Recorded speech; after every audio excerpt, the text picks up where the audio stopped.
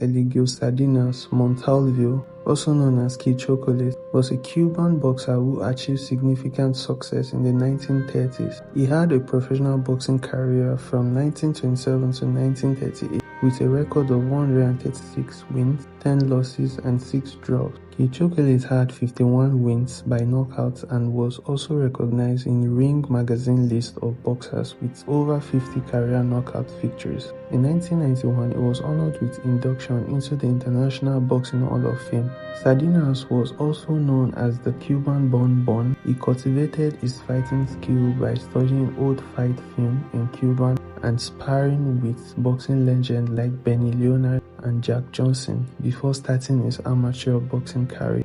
His official professional debut took place on March 3, 1928, when he knocked out Juan Saria Rodriguez, also known as Kid Sotolongo, in the first round of a scheduled 6-round bout after winning 3 semi-professional fights from October 1927 to February 1928. After reaching up in the weight class to the junior lightweight division in 1931, he started by winning 4 fights in a row. Then on July 15, he became the Cuban first world boxing champion, fulfilling his long-life dreams as a defending world junior lightweight champion to take the world title after 7 rounds.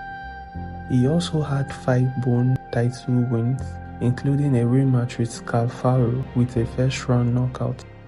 He ended the year by going into the weight and challenging Tony Canzonero, a world lightweight champion, losing by a decision in the 15th in an attempt to gain the lightweight title. In 1932, he won his first 8 bouts, including a world title defense against David Abad, defeated in the 15th by decision. He then faced Kid Berg in a rematch where he lost. He participated in 7 more bouts, which included 2 victories by decision against Johnny Farr before facing off against Leo Feldman on October 13. Although the fight was only acknowledged as a world featherweight title bout by the New York State Athletic Commission, Chocolate emerged victorious with a knockout in the 12th round, earning the New York world title. After successfully defending his world title twice, which includes a 3rd match against La Barba, he chose to relinquish the title while on boxing tour in Europe,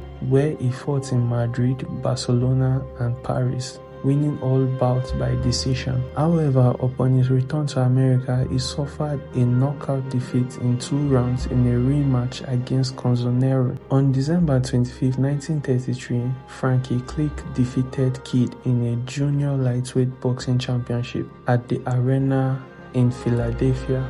The fight was much anticipated. The match had been fairly close until the 7th round when Chocolate displayed an impressive stamina and technique. The knockout came at 2 minutes and 58 seconds in a row and 58 seconds in the round. The Cuban fighter started strong with a swift and aggressive approach, taking an early lead. Chocolate landed several punches to both the head and the body.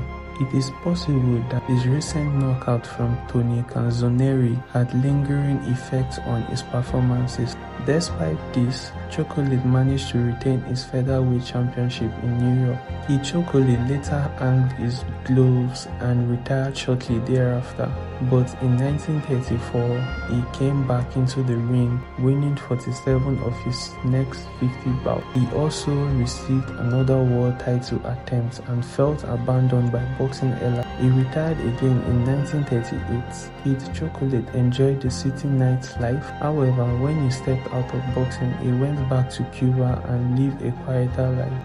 In 1959, Chocolate's popularity in Cuba was disregarded by Fidel Castro as his revolutionary group nearly caused his popularity to fade.